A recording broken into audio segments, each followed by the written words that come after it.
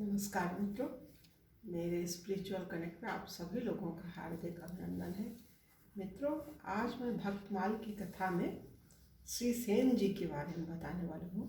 तो वो भी बहुत ही अद्भुत संत थे, उनके बारे में सुनिए मित्रों। और उससे पूर्व आप लोगों से एक विनम्र अनुरोध है कि आप लोगों ने यदि हमारे स्पिरिचुअल कनेक्ट को सब्सक्राइब नहीं किया है तो सब्सक्राइब कर लीजिए और इसको ज़्यादा से ज़्यादा लोगों को शेयर भी कीजिए मित्रों। तो चलिए शुरू करते हैं हम लोग श्री सेन जी के बारे में। यह बात सभी लोग जानते हैं, सारा संसार जानता है कि श्री भगवान परम भागवत श्री सेन जी के सहायक हुए। भक्त वत्सल प्रभु ने अपने भक्त सेन जी के लिए नाई का रूप बनाया था। नाई बन गए थे अपने भक्त के लिए। प्रभु कुछ भी रूप धारण कर लेते हैं। और अत्यंत शीघ्र बगल में छुड़हरी लटकाए, हाथ में दर्पण लिए, ठीक सेन जी के सामने ही रूप धारण करके जाकर राजा को तेल की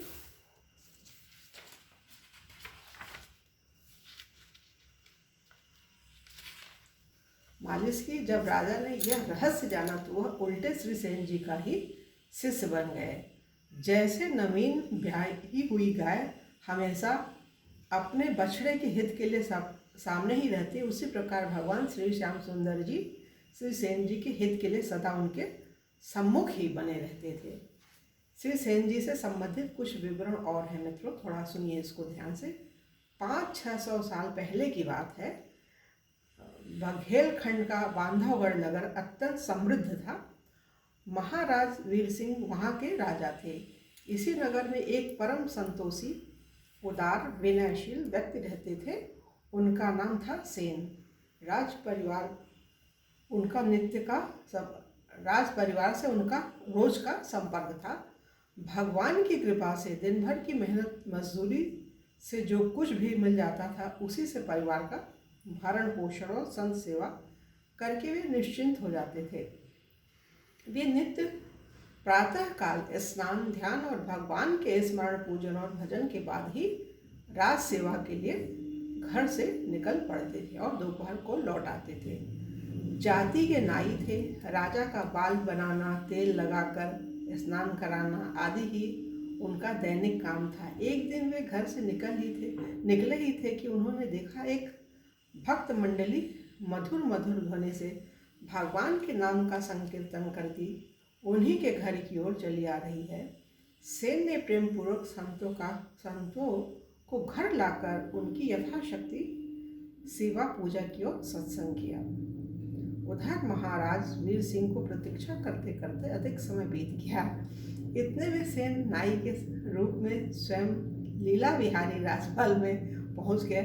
सदा की भांति उनके कंधे पर छुरे, कैंची तथा अन्य उपयोगी सामान तथा दर्पण आदि की छोटी सी पेटी लटक रही थी।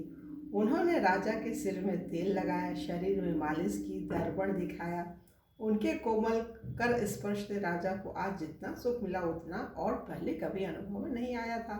सेन नाई बने भगवान राजा की पूरी परिचर्या और सेवा करके चले गए। उधर जब भक्त मंडली चली गई तो थोड़ी देर के बाद भक्त सेन को स्मरण हुआ कि मुझे तो राजा की सेवा में भी जाना है। उन्होंने आवश्यक सामान या और डरते डरते राजपथ पर पैर रखा। वे चिंताग्रस्त थे। राजा के बिगड़ने की बात सोचकर वे डर रहे थे, कुछ भूल तो नहीं आए। एक साधारण राजसैनिक ने टोक दिया, नहीं तो अभी तो राजमहल ही नहीं जा सका। सेन आश्चर्यचकित थे। आपको कुछ हो तो नहीं गया? मस्तिष्क ठीक ठिकाने तो है ना? भगवान के भक्त कितने सीधे सादे होते हैं, इसका पता तो आज ही चल सका। सैनिक कहता गया, आज तो राजा आपकी सेवा से इतने अति प्रसन्न है कि इसकी चर्चा सारे नगर में फैल रही है। सैनिक आगे कुछ न बोल सका। सेन को पूरा विश्वास हुआ कि मेरी प्रसन्नता और संतोष के लिए भगवान को मेरी अनुपस्थिति में नाई का रूप धारण करना पड़ा।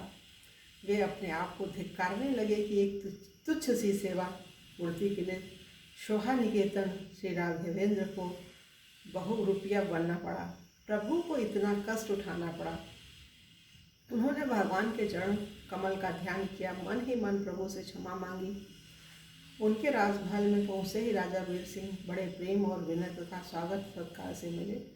भगवान के साक्षात्कार का प्रभाव जो था, भक्त सेन ने बड़े संकोच से विलंब के लिए क्षमा मांगी, संतों के अचानक मिल जाने की बात कही।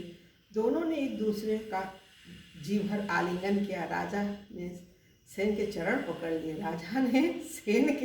पकड़ लिए। वीर सिंह ने कहा, राज परिवार जन्म जन्म तक आपका और आपके वंशजों का आभार मानता रहेगा। भगवान ने आपकी ही प्रसन्नता के लिए मंगलमय दर्शन देकर हमारे असंग पाप तापों का अंत किया है। प्रियादास जी ने छंद अपने उसके माध्यम से वो उनकी वर्णन किया है सेन जी के बारे में। हम लोग तो इसको तो रहने ही देते हैं और ये इतने पे ही ये वीडियो विराम दे रहे हैं, क्योंकि ये इनका सेन जी का पूरा हो गया। और कल की वीडियो में श्री सुखानंद जी के बारे में बताएंगे मित्रों। तब तक के लिए जय हिंद, जय भारत। ओम शांति, ओम शांति, ओम शांति।